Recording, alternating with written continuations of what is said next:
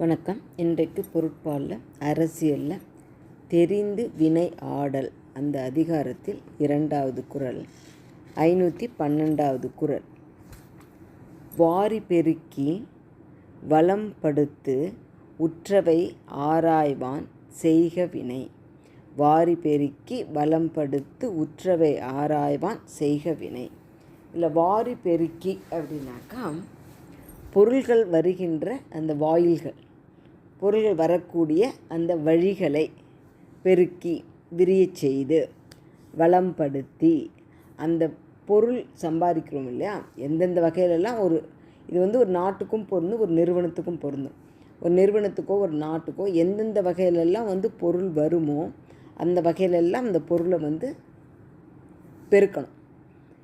மேலே இப்போ ஒரு நிறுவனம் இருக்குது, அதுக்கு இன்னும் நிறைய மார்க்கெட்டிங் பண்ணணும், அட்வர்டைஸ் பண்ணணும். அது பொருள் உள்ளே வரத்துக்கு ஒரு வழி இல்லைங்களா. அந்த மாதிரி எந்தெந்த வகையிலெல்லாம் பொருளை உள்ளே கொண்டு வர முடியுமோ அதையெல்லாம் செஞ்சு வளம்படுத்தி. அப்போ வளம்படுத்துறதுனா என்ன அப்படின்னா, இந்த பொருள்கள் உள்ளே வந்திருக்கு இல்லையா, இந்த பொருள்களை வச்சு அந்த வேறு செல்வங்களை சேர்த்துறது.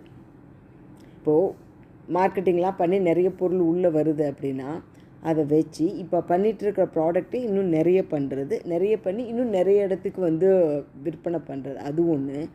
அது இல்லாமல் வேறு ஒரு புது துறையில் இறங்கிறது. அந்த மாதிரி மேலே மேலே அந்த வர பொருளை வச்சு இன்னும் மேலே மேலே மேலே மேலே இந்த செல்வங்களை மேம்படுத்துறது.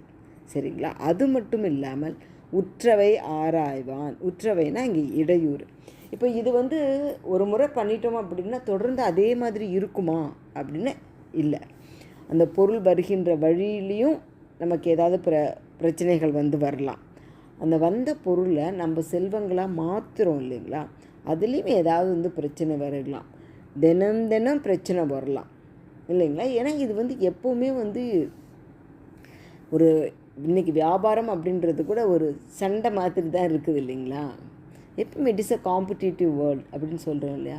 எப்பொழுதும் ஒருத்தர் மிஞ்சறதுக்காக தான் முயற்சி பண்ணிக்கிட்டே இருக்காங்க. அப்போது ஒரு நாள் நம்ம அதை பார்க்காம விட்டோம்னா கூட நாம் இருக்கிற இடத்துல இன்னொருத்தர் உட்காந்துருவோம். அப்படி தான் இன்றைக்கி இல்லை, என்றைக்குமே வியாபாரத்தில் இந்த சூழ்நிலை அப்படி தான் இருக்கும்.